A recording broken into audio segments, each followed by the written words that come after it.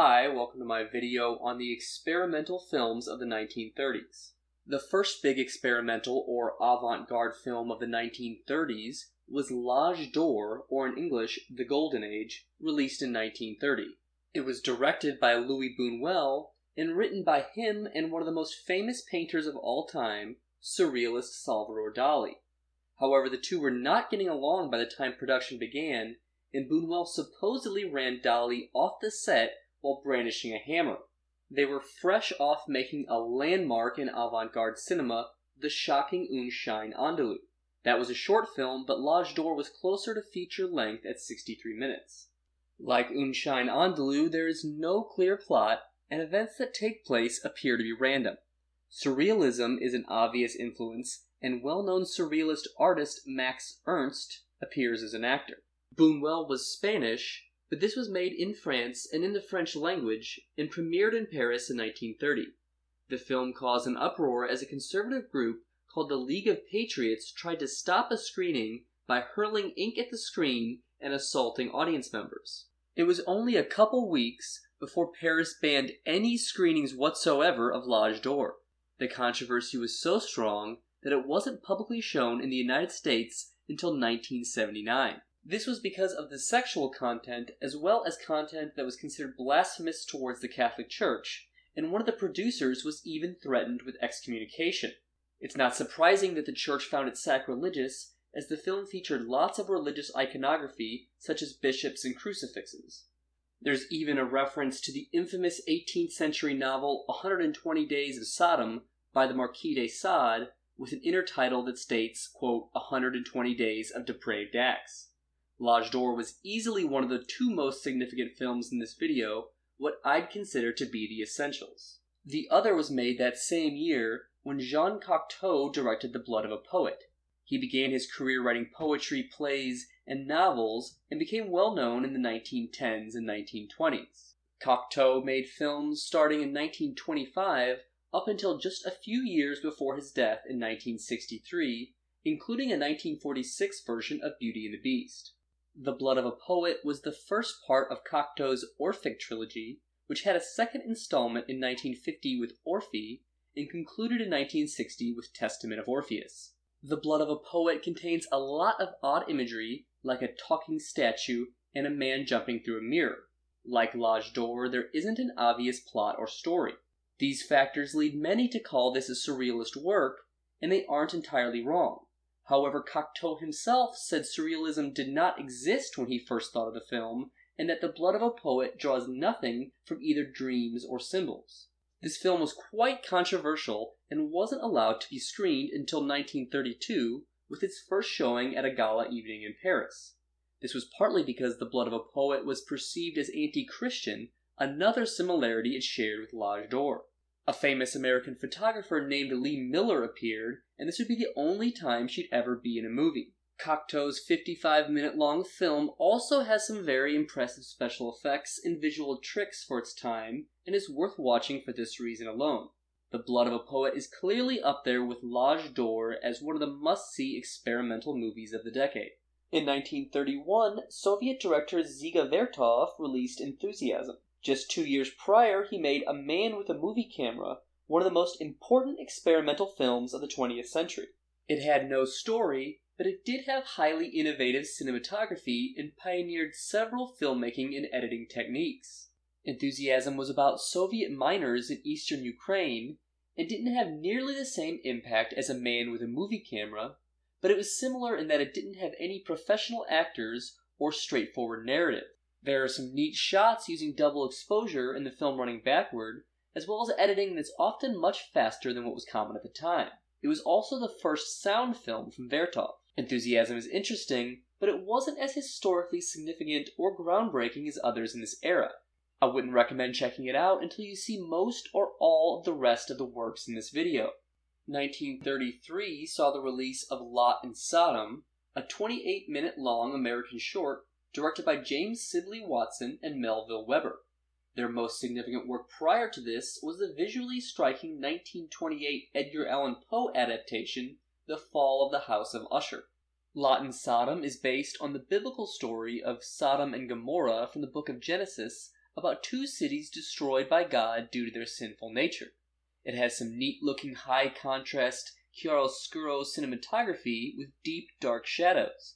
There's no audible dialogue, only music, but there are a few silent-style intertitles. In 1934, Orson Welles made and starred in one of his earliest works, an 8-minute short film called Hearts of Age. He of course went on to make such classics as Citizen Kane and Touch of Evil. Welles was only 19 when he made Hearts of Age, and he was still in school. It was not meant to be commercially released, and was never copyrighted, so it's in the public domain. Welles didn't really think of it as one of his serious films, and was reportedly amused that people considered it to be part of his canon of works.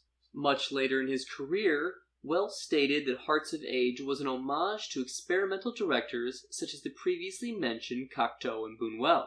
This short is mainly notable because of who made it, and it probably wouldn't even be in this video otherwise. I'd only suggest watching it if you're a big Orson Welles fan, or you've already seen a bunch of the others I mentioned. Nonetheless, it does have some cool black and white cinematography and interesting imagery. One of the most unique experimental works of this era came out 2 years later in 1936, and it was called Rose Hobart. Unlike the others in this video, this was made entirely using pre-existing footage. Artist Joseph Cornell took pieces from a documentary and the 1931 movie East of Borneo and created an experimental collage film. East of Borneo starred an actress named Rose Hobart, who also had a large role in the 1931 version of Dr. Jekyll and Mr. Hyde, and who Cornell apparently took a liking to. The footage he chose largely focuses on her, and the soundtrack is replaced with incongruous and seemingly random samba music. Rose Hobart is just under 20 minutes, and you really can't make out any of the plot from the original film, nor can you hear any of the dialogue. Cornell also added a blue tint by projecting the film through a piece of blue glass. He even slowed down the projection speed to that of a silent film. The idea of using footage from previously existing films and adding music to it may not seem unusual in the age of YouTube, but in 1936 it was pretty revolutionary. In fact, as far as I'm aware, there were no works quite like Rose Hobart before it came out. It has some strong connections to postmodernism, as it's pretty meta, in a way that no other experimental films in this decade are. Rose Hobart could also be seen as an early example of intertextuality, deconstruction, or remix.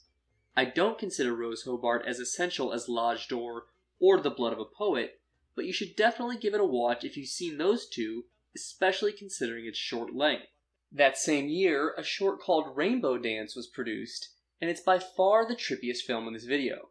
It's only 4 minutes long, and it was made by an animator from New Zealand named Len Lai. This was his second film, and he would continue to make shorts until 1966. Rainbow Dance is the only color film in this video, and in fact it's extremely colorful, with over-the-top garish animation that looks great, especially for something from the mid-1930s. It was made using a color film system called Gasper Color, which used a subtractive 3-color process and was mainly associated with animation.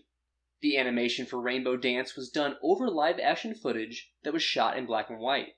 In 1938, an animator named Oscar Fischinger directed An Optical Poem, an 8-minute short.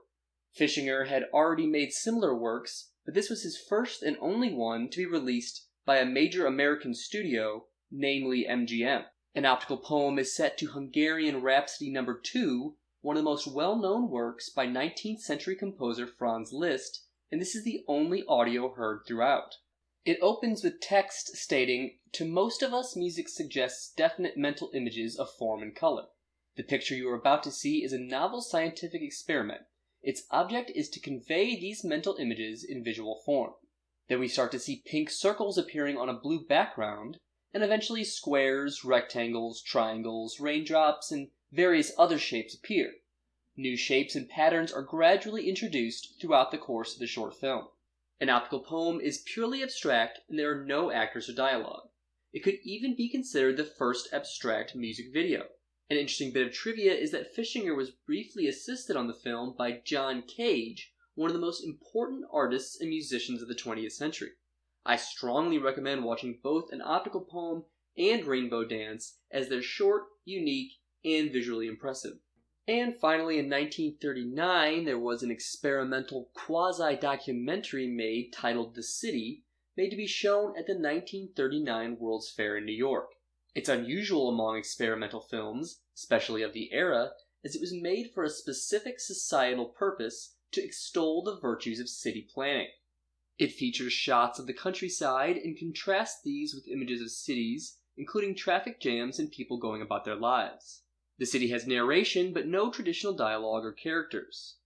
Unfortunately, it's definitely a product of its time, as some of the narration now comes off as a bit sexist, such as claiming that one of the main benefits of a washing machine was that women no longer had to be lonely on laundry day, and talking about a little gossip being good for the complexion. The city is often likened to the seminal experimental film from 1982 called Koyaanisqatsi, as both compared cities to the natural world and both had scores from iconic composers, with the cities coming from Aaron Copland. The city is mainly only of historical interest, and I'd save this one for last among all the films I mentioned in this video. That's it for this one. Thanks for watching, and if you're interested, I also made a video about the Surrealist films of the 1920s, which I'll put a link to in the description.